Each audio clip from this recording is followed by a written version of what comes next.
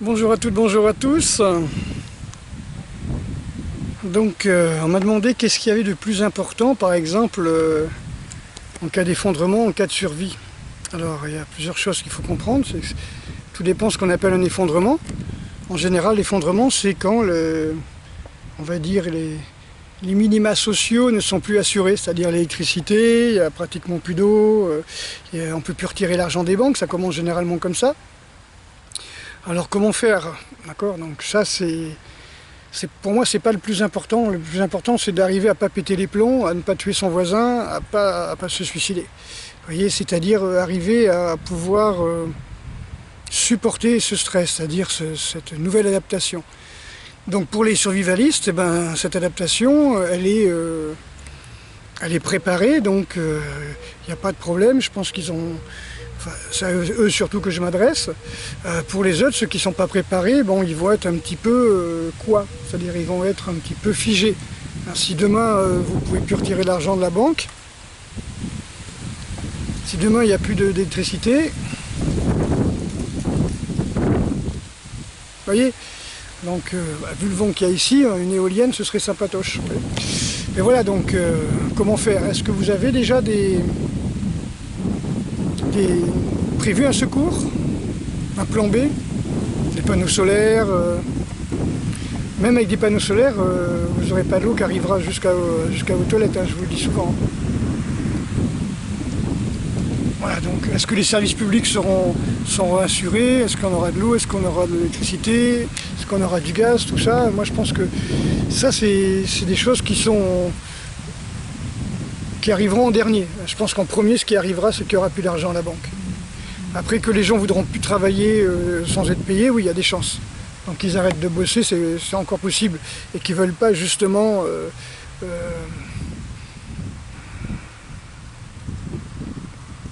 comment on pourrait dire, assurer les services publics minima, voilà. Je pense que c'est ça surtout le truc. Bon, sinon, pour les survivalistes, c'est quelque chose que je vois très peu sur les sites ou dans les conseils, c'est comment augmenter sa capacité ou comment entretenir sa capacité à gérer le stress. Donc ça, c'est ce que l'on fait dans tous mes stages. Vous voyez, je suis sur le lieu du stage, là où on fait nos stages. Donc généralement, voilà, on met l'accent surtout là-dessus. Pourquoi? Parce que tout simplement, je suis les conseils de Konstantin Komarov, donc, qui a été entraîneur des forces spéciales à Kiev. Qui a bien compris que la gestion du stress c'est le plus important. Vous avez beau avoir un bon pare-balles, à bouffer dans votre blocos, avoir toutes les munitions et les armes que vous avez, si vous pétez les plombs, une balle vous suffit pour vous flinguer, quoi. Donc comment arriver à gérer le stress? Alors déjà je vous donne une petite piste. Bon, il y a le travail de la respiration bien sûr, mais surtout travailler ce qu'on appelle l'énergie vitale, c'est-à-dire travailler votre capacité à gérer. Si vous ne dormez pas assez, si vous dormez moins de 6 heures, c'est un suicide. D'accord? Au bout d'un moment, vous pétez les plombs, ou votre corps n'a pas assez digéré, ou il ne s'est pas reposé, ou il n'a pas enlevé les toxines du stress justement de la veille. Donc, pensez priorité sommeil. Voilà. Donc si ça vous intéresse, je vous donnerai des pistes comme ça, mais pensez à vous organiser pour bien dormir. Les animaux, dès qu'ils peuvent, ils dorment. Les animaux, dès qu'ils peuvent se reposer, ils dorment. Pourquoi? Parce que la nuit, il peut y avoir des prédateurs. Vous avez des prédateurs qui chassent la nuit, des prédateurs qui chassent le jour. Donc être dans la nature, surtout encore une fois, si on est isolé, c'est-à-dire si on est un groupe, il y a des gens qui vont guetter, il va y avoir des guetteurs. Mais comment voulez-vous à la fois on va dire manger, dormir, aller aux toilettes, et puis surveiller vos alentours constamment, quoi. C'est pas possible, quoi. La prostate elle va bloquer, vous ne pourrez pas pisser.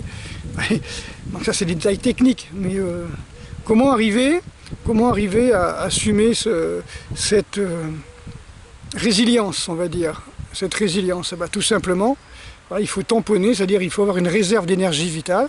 Et vous avez des exercices, hein, comme le Qigong, comme tout ce que l'on fait pendant le stage, qui vous préparent à ça. Des exercices de relaxation, d'endurance, on va dire, de détachement de la douleur, ça c'est ce qu'on fait. Hein. Voilà, c'est un peu pour vous expliquer ce que je fais pendant les stages aussi, parce que peu de gens me disent ah oui, moi je veux faire la résistance au stress. Donc beaucoup de gens me disent moi je vais apprendre des techniques pour me défendre. Mais ouais, mais le mec il a un couteau ou toi tu as un couteau. Si tu te pisses dessus, ça sert à rien, quoi. Je veux dire, ça sert à rien. Et si tu es paralysé par la peur, ça sert à rien. Donc il y a la gestion du stress. Comme je dis, à quel moment on se connecte à la personne, à quel moment on se prend en main et on essaye de gérer l'émotion. Ouais, donc si on est dans l'émotion, on ne peut rien faire. D'accord? Donc vous avez l'émotion, vous avez cette angoisse, vous avez plein de choses comme ça qui peuvent arriver à vous paralyser. Voire à attirer les prédateurs sur vous. Hein. Si votre énergie est négative, si vous êtes tendu, si vous avez le dos courbé, si vous titubez, si vous êtes maladroit, si vous êtes gauche dans vos mouvements, tout de suite vous allez attirer les prédateurs sur vous, quoi. Enfin, ceux qui font la survie me comprennent. Donc déjà, un bon conseil, trouvez-vous un coin dans votre camp, etc., où vous pouvez dormir tranquillement en sécurité avec des gens qui veillent sur vous. Voilà. Encore une fois, hommage au groupe, indispensabilité du groupe. Donc moi je vous conseille, c'est d'avoir un coin en sous-sol. Par exemple, vous creusez dans la terre, là c'est bien humide, hein, c'est-à-dire c'est bien frais plutôt. Voilà, c'est protégé de plein de choses, hein, des éclats, voilà, puis des tirs, etc. Vous êtes tranquille, vous êtes bien en sécurité, vous mettez des guetteurs, voilà, puis vous avez confiance en eux. Voilà, au moins que vous ayez 6 heures de sommeil.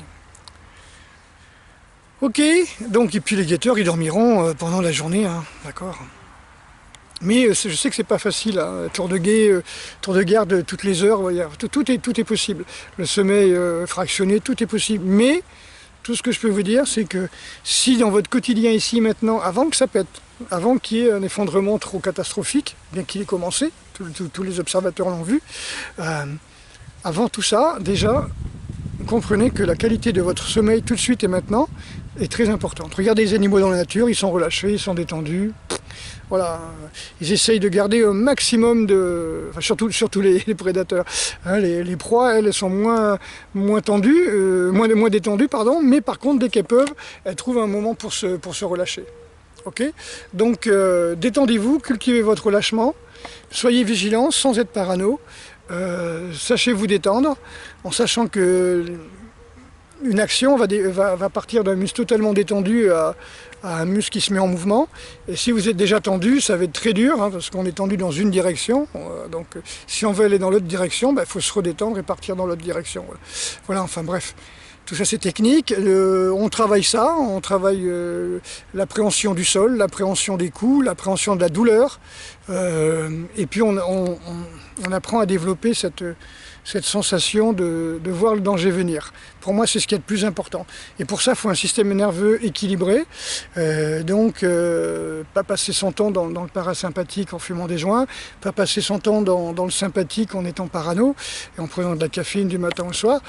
Simplement, voilà, arriver à équilibrer son système nerveux autonome, par la respiration, travailler le nerf vague et tout ça. Tout ça, c'est ce qui va vous permettre d'avoir une bonne gestion du stress.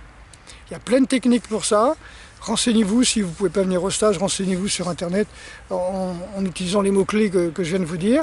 Et voilà, après si vous voulez mettre ça en pratique, on fait des stages toutes les semaines tant que le temps le permet. Regardez, c'est un temps magnifique. Et donc tout le mois de septembre, on va faire des stages.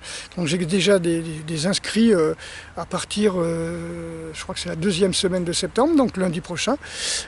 N'hésitez pas, demandez-moi les fiches d'inscription. Et puis je vous donnerai tous les renseignements possibles imaginables. C'est des petits stages, hein, je vous donne pour 280 € pour 30 heures. Hein. Moi je connais des gens qui font des stages de week-end à 200 €. Bon, pour apprendre que dalle en l'espace de 8 heures. Hein, voyez. Nous on a 30 heures et pendant 30 heures on travaille là-dessus petit à petit, de plus en plus. Et on va de plus en plus sur la connexion, on va dire, au danger. Okay, comment mettre en éveil nos sens de survie. D'accord? Comment réveiller nos gènes de survie, comme je dis tout le temps. Ok, donc je vous donne aussi des exercices pour travailler chez vous. Il y a beaucoup de gens qui déplorent qu'ils habitent sur Paris, ou ils habitent dans le Nord, ou ils habitent à droite ou à gauche. Et puis il n'y a personne qui enseigne comme j'enseigne. Écoutez, c'est normal, moi ça fait 50 années que je m'entraîne et que j'ai essayé pas mal de techniques. Et là j'en suis arrivé à trouver ma méthode.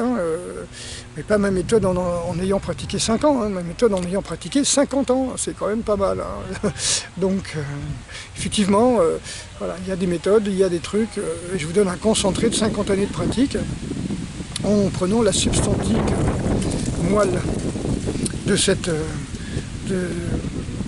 essentiel, d'accord, de ce qu'il faut absolument connaître. Et puis je vous donne des exercices à faire chez vous.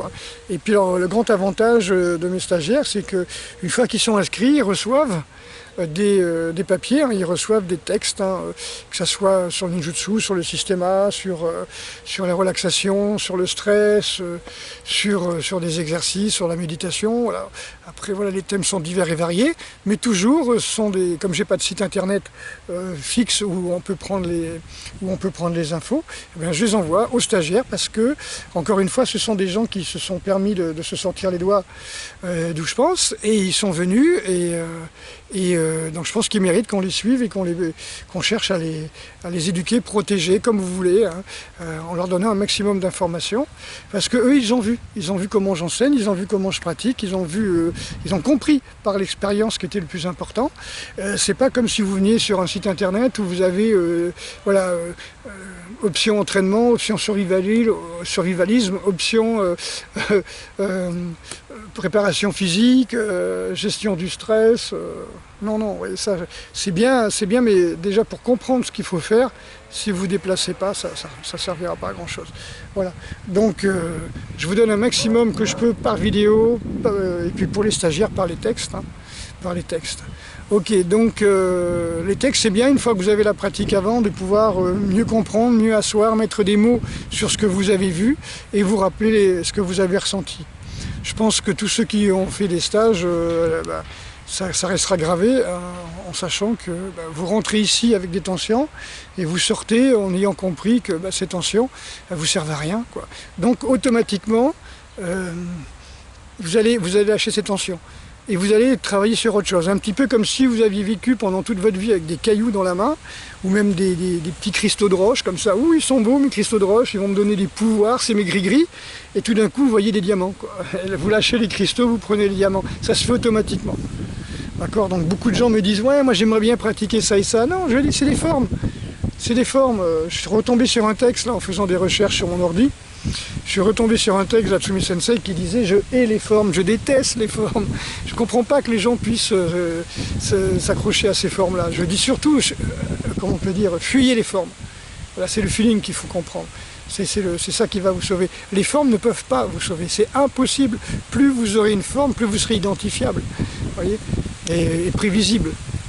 C'est comme une voiture, et moi par exemple, j'avais fait un entraînement pour être tireur en Milan, donc missile anti-char, et en fin de compte, vous avez le train qui passe comme ça, à un moment il passe dans un tunnel, vous calez sur le tunnel, et vous suivez dans votre tête où est-ce que peut être le train, de façon que vous puissiez, ou le camion, que vous puissiez le suivre comme ça virtuellement, puis quand il part, comme ça vous n'êtes pas surpris, vous savez où il est, et bam, vous tirez.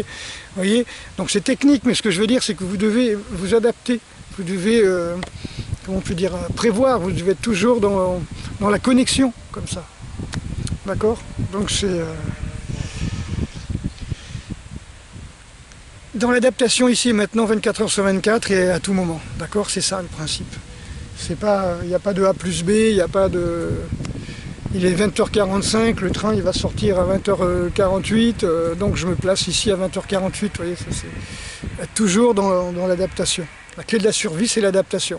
Et le repos, parce que si vous ne vous reposez pas, si vous n'êtes pas assez dans le repos et vous êtes toujours dans le stress, vous ne pourrez plus vous adapter. Vous allez accumuler des stress, voyez, qui font que vous ne pourrez pas vous adapter. Parce que l'adaptation est un stress.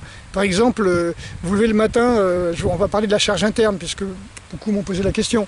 Vous vous levez le matin, vous avez trop mangé, donc vous n'avez pas vraiment digéré. La veille, vous avez porté des caisses dans les escaliers, vous avez mal aux jambes, vous avez mal aux reins, vous avez mal aux fessiers, parce qu'il a fallu tirer en arrière, parce que le poids de la caisse était en avant, donc toute la chaîne dorsale est contracturée, donc les fessiers, les lombaires, les dorsaux, les trapèzes, voire les biceps, c'est pour porter les caisses. Ensuite, le lendemain matin, vous êtes courbaturé, c'est une charge. Hein, pour peu que vous dites putain, va falloir que je fasse ça et tout, vous êtes dans le négatif, c'est une deuxième charge. Vous devez faire un travail, c'est une troisième charge. Et tout d'un coup, il y a quelque chose qui se passe. Quatrième charge, et celle-là, vous n'y attendez pas. Vous n'avez pas pu la prévoir, vous voyez. Donc à partir de là, qu'est-ce qui va faire que vous allez pouvoir subir et vous adapter à ce stress? Eh ben, on va dire la quantité de non-charge, la quantité de non-stress. C'est-à-dire,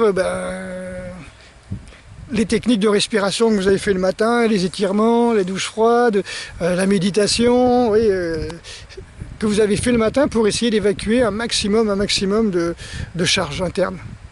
Voilà. Donc le sommeil, la gestion de la charge interne, remettre toujours le baromètre du stress à 0, hein, c'est jamais à 0 parce que vous êtes vigilant, mais toujours au minimum de façon à pouvoir vous adapter de plus en plus.